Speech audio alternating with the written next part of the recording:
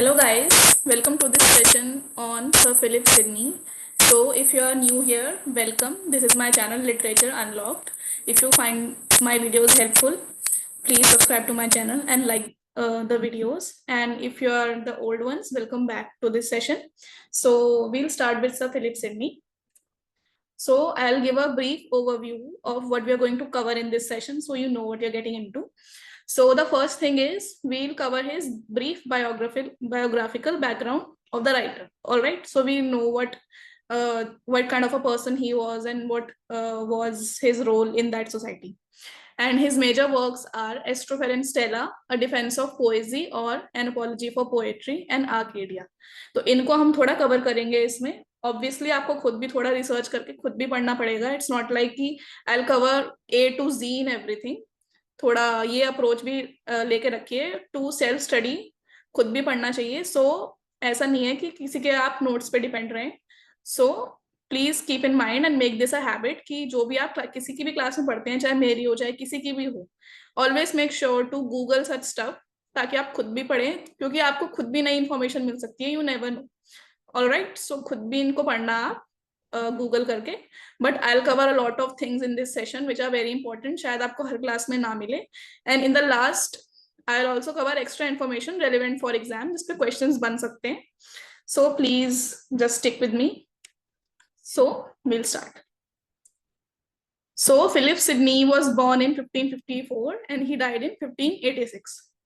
He was a poet, courtier, soldier of Elizabethan age. तो जब Queen Elizabeth reign कर रही थी, when she was ruling England, he was a courtier. Mainly वो courtier से ही जाने जाते थे. Poet से इतना नहीं जाने जाते थे when he was alive. So he was a courtier, meaning he was present in the day-to-day activities of the court of Queen Elizabeth. ज्यादा उनके टच में थे जो क्वीन थी. सो ही वॉज, आप समझ सकते हैं कि that he was very important in those times. And he was inspired by classical works. So उस टाइम पे there was renaissance period, and as you know renaissance period में जो भी राइटर्स थे उनके मॉडल्स रोमन और ग्रीक वर्क्स थे. So naturally he was also inspired by classical works. Then his best known for his sonnet sequence called Astrophel and Stella. I think you all must know and must have heard about this one. So ये तो सभी को पता होगा. It's a very basic thing. And he was also known for his critical work, A Defence of Poesie. So ये भी important है. I'm sure you must have read this in your masters or other courses. So ये तो critical work है. So we'll cover this also. He was also known for this work as well. And he died at the age of 31 because of a thigh injury in a battle.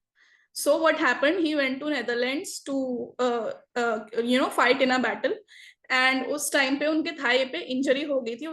And after a few days he died because of that injury. So he was very young. He was only 31 when he died. So that was a little tragic for him. But there is this story that according to the story, while lying wounded, जब वो उनको चोट लग गई थी, when he was lying wounded on the ground during battle, he gave his water to another wounded soldier, saying, "Thy necessity is yet greater than mine." So ये बहुत heroic चीज है that he gave his own water to other soldier कि आप ले लो, आपको ज्यादा जरूरत है इस पानी की. So I think it's very heroic. इसलिए उनको heroic, उनकी heroism के लिए भी बहुत जाना जाता था. So this is something that I found interesting and I shared it with you guys. Then we'll start talking about this Astrophel and Stella, which मैंने ये दो dates इसलिए दी हैं बिकॉज वो इस टाइम भी पब्लिश हुआ था, in this year also and in this year also. हम जानेंगे 2 ईयर मैंने क्यों दी है. So this is a sonnet sequence with 108 sonnets and 11 songs. So keep this in mind. ये याद रखने वाली चीज है that this can be asked in exam, that it was a sonnet sequence. Sonnet आपको पता ही है, it's a 14-line poem, and he was inspired by classical works like I mentioned. तो obviously Petrarchan sonnet type उसका sequence है, जैसे Petrarchan sonnet होता है, although उसमें variations हैं. So sonnet sequence with 108 sonnets and 11 songs. Then it was modeled on Italian writer Petrarch, but not strictly. अब उन्होंने मॉडल उन पे किया था Petrarchan sonnets पे, but he didn't follow it to the T's. बिल्कुल एक चीज फॉलो नहीं करी है, थोड़े अपने वेरिएशंस भी लाए हैं, but main चीज was Petrarchan sonnet. Then Astrophel and Stella title का क्या meaning? So it is derive from the Greek words. अब जो एस्ट्रोफेल है इसको दो पार्ट्स में डिवाइड करेंगे. It is a Greek word. Aster in Greek language means star and phil means lover. तो स्टार लवर हो गया इन ग्रीक एस्ट्रोफेल का. अब इसको फिल भी प्रोनाउंस करते हैं, फेल भी करते हैं, इस पे कोई प्रॉपर वो नहीं है वर्डिक्ट की फिल बोलते हैं, कोई एस्ट्रोफिल लिखता है, कोई एस्ट्रोफेल लिखता है. सो इतना उस पर फोकस नहीं करेंगे क्योंकि that's a minor thing. But the main thing is it is a Greek word called aster and phil, star and lover. All right. And then Stella जो है it's a Latin word. So keep this in mind. कभी आप यही सोच लो एकदम से notice बिना notice किए कि एस्ट्रोफिल एंड स्टेला दोनों ही ग्रीक वर्ड्स हैं. No, Astrophil is Greek and Latin is Stella. ठीक है. तो Stella is a Latin word which means star. So Astrophil and Stella mean star lover and star. तो Stella उनकी star है and Astrophil कौन है? Star lover, Stella के लवर. So this work was dedicated to his wife Frances. उनकी wife थी Philip Sidney की Francis. But it is actually said to be written for Lady Penelope Devereux, whom he loved but couldn't marry. So ऐसा बोला जाता है that there was this one lady called Penelope Devereux जिनको वो पसंद करते थे. और ये भी मैंने पढ़ा था कि मे बी उनकी बचपन में तो नहीं सॉरी, बट जब उनकी अर्ली ऑन ही लाइफ में उनकी जो पेनेलोपी डेवेरो के जो डैड हैं उन्होंने इनका रिश्ता पक्का कर दिया था. They were suppose to get married but after a few years पता नहीं क्या हुआ and they didn't end up getting married. So ऐसा बोला जाता है कि this work was mainly written for Penelope Devereux even though उन्होंने अपनी वाइफ को डेडिकेट करा था Frances. So theme is of love and desire. बहुत सारे सोनेट्स हैं तो ऑब्वियसली 108 सोनेट्स है तो सब तो कवर नहीं करेंगे, बट उसकी मेन थीम्स लव और डिजायर हैं, ऐसी ही है कुछ. Then Sidney also uses various metaphors throughout his sonnets such as comparing love to a freezing fire. तो उन्होंने बहुत कुछ वेरिएशंस चीजें यूज करी हैं एंड दिस मेटाफर ही हैज यूज्ड कि उन्होंने लव को एक फ्रीजिंग फायर से कंपेयर करा. अब फ्रीजिंग फायर ही अपने आप में एक ऑक्सीमोरोन है, फ्रीजिंग और फायर. सो उन्होंने थोड़ा ऐसा डिफरेंट सा अप्रोच यूज करके लव को फ्रीजिंग फायर से कंपेयर करा. सो सब सोनेट्स तो ऑब्वियसली आप नहीं पढ़ सकते. सो एक ये सोनेट है जो मैंने काफी जगह देखा है. आई थिंक इसका नाम ज्यादा जाना जाता है. सो मैंने इसको नाम मेंशन कर दिया है यहाँ पे. ठीक है. So the sonnet number 1 which is loving in truth and fain in verse my love to show. So this is the sonnet 1 which name whose name I have mentioned here. So ये आप पढ़ सकते हो अगर आपको पढ़ना है तो. मैं इसकी डिटेल में नहीं जा रही हूँ because there are 108 sonnets, but इस वाले का name is quite known, so मैंने इसको यहाँ मेंशन कर दिया. देन अब जो ये मैंने डेट्स बताई थी इनकी मैं आपको डिटेल बताती हूँ. So in 1591 edition it was not authorised. अब क्या हुआ था इनकी तो 1586 में डेथ हो गई थी लाइक आई टोल्ड यू. तो जो 1591 एडिशन है वो ऑथोराइज्ड एडिशन नहीं था. ऑथोराइज का मतलब ये है कि किसी ने उसको अप्रूव नहीं करा था प्रिंट करने के लिए क्योंकि इनकी तो डेथ हो गई थी. तो समवन पब्लिश्ड इट. अब ये ऑथोराइज नहीं था तो 1598 में एक एडिशन आया था which was authorised by his sister. तो उनकी एक सिस्टर थी, उन्होंने एक प्रॉपर एक वो निकाला था एडिशन जिसमें उन्होंने ये पोएम्स ढंग से डाली थी. So this is the one which was authorised, this one was not authorised. ठीक है. And now we'll go to a defense of poesy. So a defense of poesy is a critical work like I said and it was published in 1595. So इसको an apology for poetry के नाम से भी जाना जाता है. So it's also called an apology for poetry and it was written around 1579 to 80. Exact date is not mentioned but 1579 to 80 के आसपास it was written and published in 1595. It is also considered first English work of literary criticism. तो इससे पहले तो जो writers थे Chaucer, skeleton, तो इन्होंने तो कोई क्रिटिकल वर्क नहीं लिखा था. So he is considered to have written this work and this is considered the first critical work of England जो इंग्लैंड से आया है. ठीक है. सो अब ये उन्होंने लिखा क्यों था? तो there was this person called Stephen Gosson. तो स्टीफन गॉसन जो थे वो बहुत स्ट्रिक्ट थे एंड ही वाज लाइक ये जो आर्ट वगैरह है ये हमको डिस्ट्रैक्ट करती है लोगों को अच्छा काम करने से. It's also kind of abusive. ये थोड़े ज्यादा रिलीजियस थे उस time. There was a lot of religious background in England और बहुत चीजों को अप्रूव नहीं किया जाता था। तो so this person Stephen Gosson said that art is very distracting for people, उनको मेन चीजों से डिस्ट्रैक्ट करती है। तो he wrote a work called School of Abuse containing a pleasant invective against poets, pipers, players, jesters and such like caterpillars of the commonwealth। तो उन्होंने ये work लिखा था 1579 में, और वो ये थिएटर और आर्ट के अगेंस्ट थे। तो सो ही रोट इट उस चीज के लिए कि ये थिएटर विएटर सब बेकार है, art is bad and abusive and all that. तो उन्होंने ये वर्क लिखा था। उसके रिस्पॉन्स में इन्होंने लिखा था, सिडनी ने, अ डिफेंस ऑफ पोएसी। और उन्होंने इसलिए लिखा था because Stephen Gosson dedicated this work school of abuse to Sidney. तो सिडनी ने आगे से जवाब देने के लिए उन्होंने लिखा a defence of poesy. Alright, so अब इसको ऑर्गेनाइज करा गया है as an argument based on classical oration in the style of Cicero. तो सिसेरो एक थे जो ही वॉज अ ओरेटर, ठीक है, रोमन टाइम्स में थे वो, he was an orator.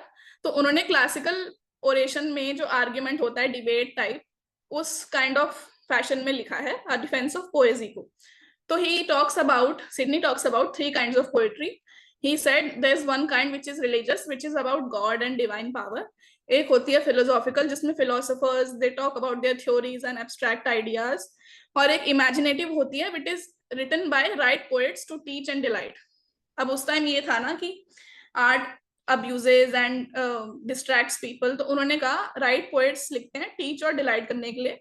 So according to Sidney, imaginative poem was the best kind of poem। Alright, then और वो अपने आर्ग्यूमेंट्स को बैक करने के लिए he uses writers like Aristotle and Horace's theory. उनके जो थ्योरीज हैं उनको वो यूज करते हैं अपने आर्ग्यूमेंट को सपोर्ट करने के लिए। तो he says how poetry was used to teach and delight. और ये दोनों चीजें एरिस्टोटल और होरेस दोनों ने बोली थी। तो ही सेड कि even the classical masters themselves said that art can be used for teaching and delight also। So he says कि poetry if used in the right way can be used for a better purpose। Then he also says that poem is like a speaking picture। ये भी एक Horatian idea है। So he said that। Then he then differentiates between history and philosophy and he says why poetry is better than both of these things। So history के लिए कहते हैं that it is only about past events and we cannot apply the particular instances of history universally। अब history में बहुत कुछ events होते हैं अच्छे बुरे, सो उनकी जो टीचिंग्स हैं उनसे जो हमें कंक्लूजन मिलता है हिस्ट्री से, we can not always apply to every situation. It's not universal जो हमें उससे सीखने को मिलता है। लाइक अब सोचो किसी कंट्री में कुछ हो रहा है, अब वो चीज हम अपनी कंट्री में अप्लाई नहीं कर सकते अगर उनकी कल्चरल सिचुएशंस डिफरेंट है, हमारी डिफरेंट है, ऐसे समझ लो। So he says that history can not be applied universally, उनकी टीचिंग बहुत पर्टिकुलर है। Then he goes to philosophy.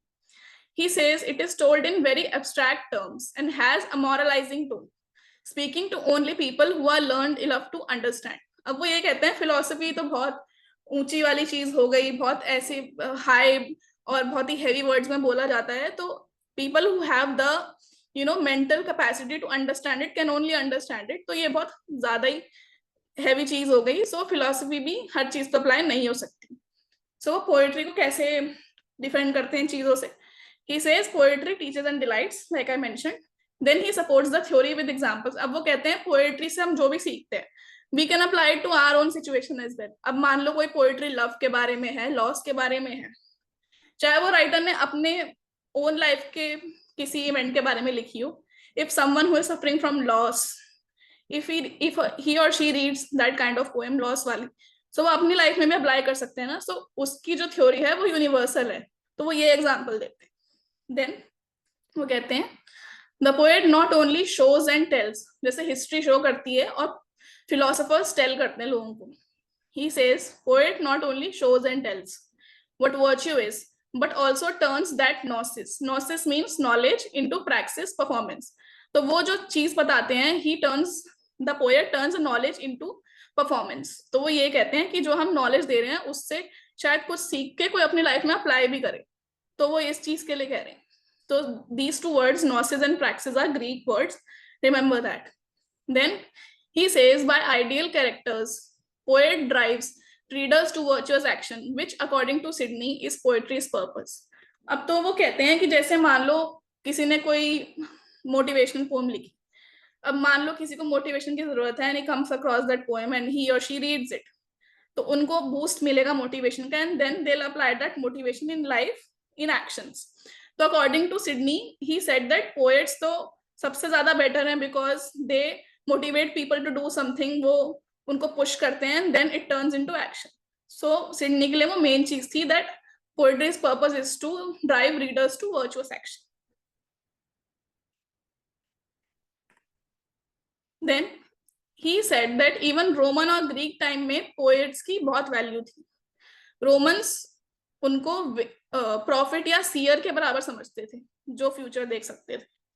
तो Roman word vates means prophet और सीयर, तो वो उनको हाई रिगार्ड में रखते थे. ऐसे ही Greeks poets, Greek word poiein I think ऐसे ही प्रोनाउंस करेंगे, जो ये ग्रीक वर्ड है इट मींस मेकर और क्रिएटर.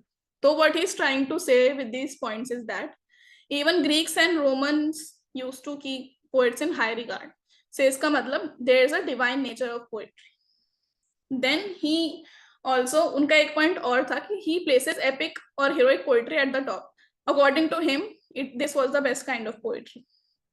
Then हम जो स्टीफन गॉसन है, उन्होंने बहुत कुछ बोला था पोएट्री के लिए, आर्ट के लिए, थिएटर के लिए, स्कूल ऑफ अब्यूज में. तो जो भी उन्होंने इल्जाम लगाए थे पोएट्री पे, Sidney is trying to defend that in this work, Defence of Poesie. अब जो इल्जाम लगाए थे, we'll cover them one by one and then we'll see Sidney ने क्या बोला था उनके बारे में. तो he said कि poetry is a waste of time, Gaussian ने बोला था. तो Sidney ने कहा नहीं, it leads men to virtuous action. अगर आप आइडियल कैरेक्टर्स के बारे में पढ़ो, उनकी हेरोइज्म, उनके वर्क्स के बारे में पढ़ो, उनके सैक्रिफाइसेस के बारे में पढ़ो, then someone can get motivated and get inspired and do the same in their lives also ना. So वो तो अच्छी चीज हुई, वेस्ट ऑफ टाइम कहां से हुई. सो सिडनी ने ये बोला था. देन गॉसन सेंस poetry is the mother of lies, कि झूठ ही झूठ होता है इसमें, कुछ सच तो है नहीं, बातें बनाई हुई हैं. So Sidney says poet never claims to tell the truth, so he is not lying.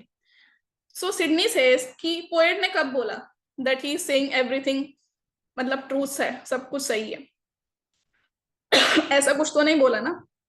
तो ही सेज जब पोएट ने बोला ही नहीं कि he is telling the truth, तो वो झूठ कहां से बोलने लग गया. Sorry for that. So then the third thing is जो उन्होंने बोली थी, Gosson said poetry is the nurse of abuse और हैज बैड इन्फ्लुएंस, कि ये पोएट्री सब बेकार है, इसको पढ़ के पीपल गेट क्रेजी और उल्टे चीजें आती है दिमाग में. So he says that poetry was a bad influence. तो सिडनी बोलते हैं men abuse poetry instead. अब वो ये उनके लिए कह रहे हैं जो some writers used poetry और literature for achieving bad things, उनकी लाइफ में अलग ही मोटिव्स थे कुछ. So he says that. So he said ऐसा कुछ नहीं है, men abuse poetry sometimes for their own personal gain. And that's true also. Some people write some things to instigate some kind of action also ना. So ये उन्होंने बोला था. Then Gosson said Plato banished poets from his ideal state. अब वो प्लेटो का सहारा लेके ये बोलते हैं गॉसन कि even Plato said that poets को उनके आइडियल स्टेट में नहीं होना चाहिए. In the work Republic Plato ने ऐसा बोला था. So Sidney said that Plato wasn't against poetry but only its misuse.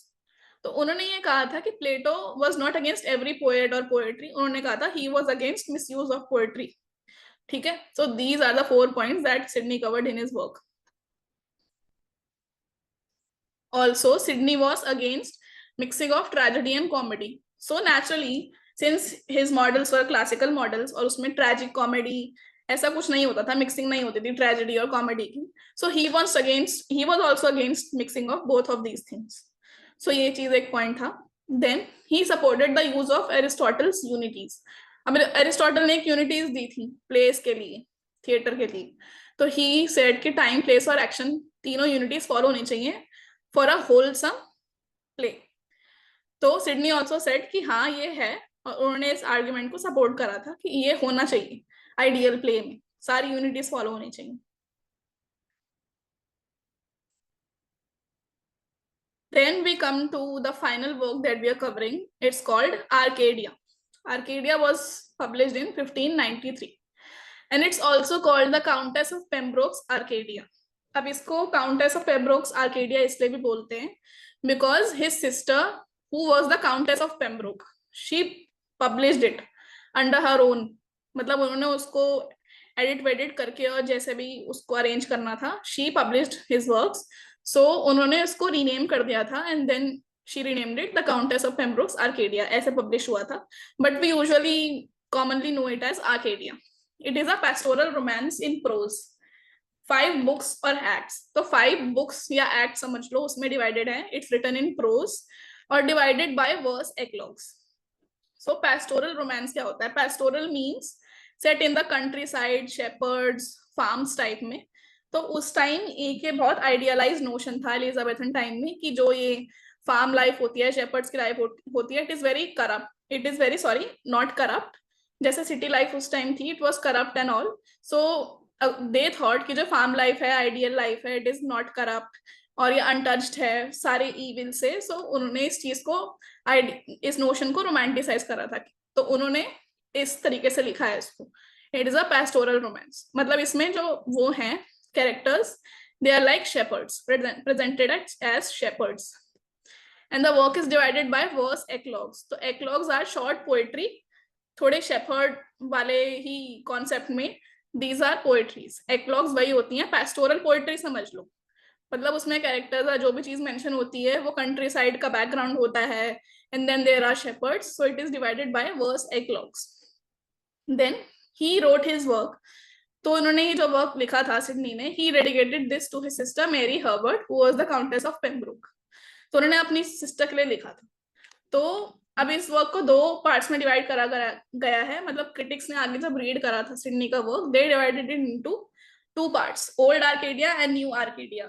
अब ऐसा इसलिए हुआ बिकॉज जब उन्होंने फर्स्ट टाइम आर्केडिया लिखा था, it was written around 1580 at his sister's house, तो 1580 के अराउंड ही रोट इट, जब वो उनकी सिस्टर के घर पे ही रह रहे थे, but after a while he thought कि इसको रिवाइज करते हैं, मतलब और इसको एक्सटेंड करते हैं और रिवाइज करके अच्छे से और लिखते हैं, सो उन्होंने रिवाइज जो वर्जन था वो इनकम्प्लीट रह गया था because Sidney died in the battle, so जो उनका पुराना वर्जन था उसको ओल्ड आर्केडिया बोला जाता है फॉर सिंप्लीफिकेशन, और जो नया लिखा था उसको न्यू आर्केडिया बोला जाता है।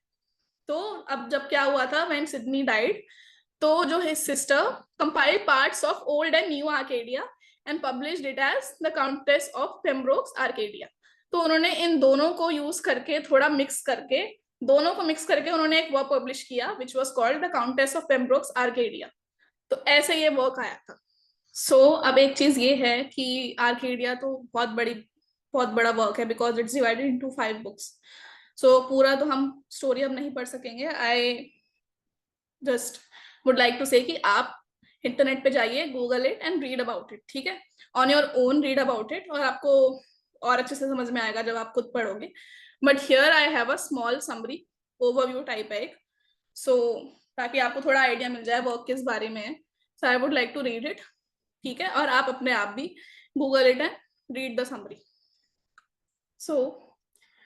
Sidney's romance tells the story of 2 princes shipwrecked on the shore of Arcadia. अब जो ये आर्केडिया है, जस्ट लाइक आई सेड, इन्होंने जो उस टाइम राइटर्स थे, उन्होंने एक ये रोमांटिक, मतलब ये मिथोलॉजी, ग्रीक मैथोलॉजी से वर्ड आया है आर्केडिया, जो ये सब लोगों ने सोचा हुआ था उस टाइम के, आर्केडिया इज अ प्लेस, एक ऐसी आइडियलाइज पेस्टोरल प्लेस है जहाँ शेपर्ड्स है, सब कुछ अच्छा है, it's not corrupt and it's untouched by all the evils. तो आर्केडिया एक ऐसी प्लेस है, सोची हुई थी उन्होंने, आइडियलाइज प्लेस, असली में नहीं थी, मिथोलॉजिकल है। Shipwrecked on the shore of Arcadia, the home of pastoral poetry. They disguise themselves and fall in love with the daughters of Basilius, which is a Greek word for king.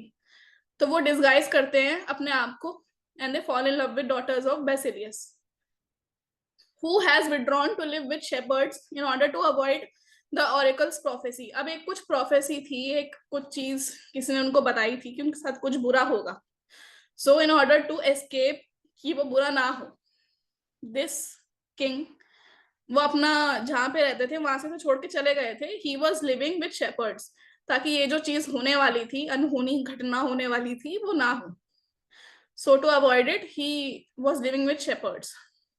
अब prophecy ये थी कि that his elder daughter Pamela shall be seduced, कि ये सब हो जाएगा, and his younger would succumb to an unnatural love, कि यंगर का तो किसी के साथ अफेयर होगा, and Pamela will be seduced by some guy, and he would commit adultery with his own wife, and his sons in law be accused of his murder. ये सब होना था. तो in order to avoid all of these things happening in his life, he was living with shepherds. After fantastic adventures, बहुत कुछ हुआ, some tragic and denouements like those of Shakespeare romances. Last में क्या हुआ, ये जो the oracle is technically fulfilled, तो ये जो prophecy थी ये सब पूरा हो गया था, but फिर भी yet all ends well. Last में इतना बुरा नहीं हुआ, even though all of this happened, somehow it was not that bad. तो अब आपके अंदर क्यूरियोसिटी आई होगी, तो please read this summary online ताकि आपको और अच्छे से समझ में आए.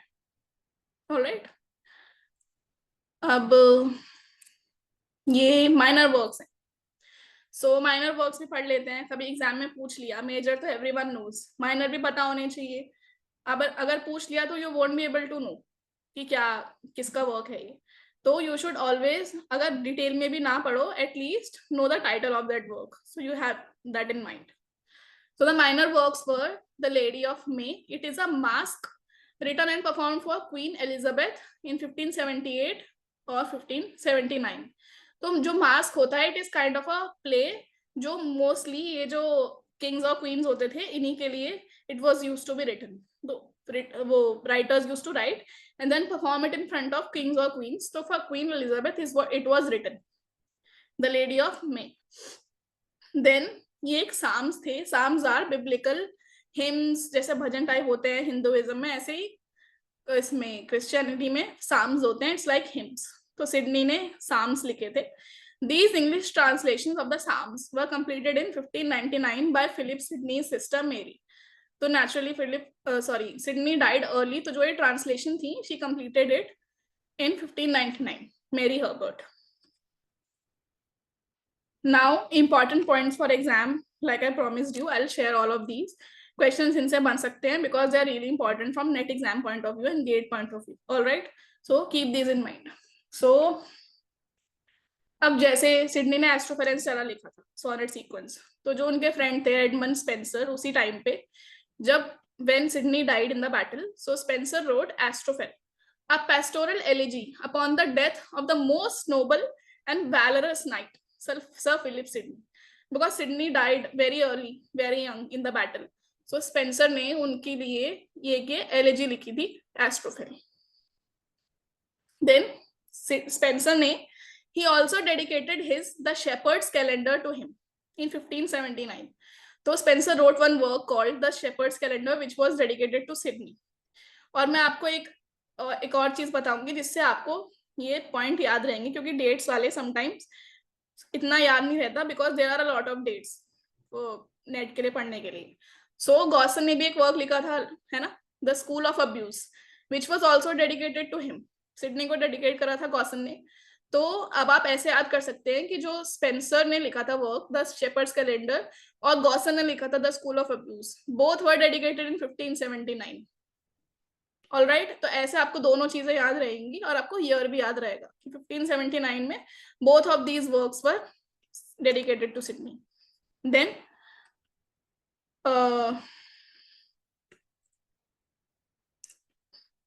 सॉरी एक्स्ट्रा पॉइंट कहीं से आ गया.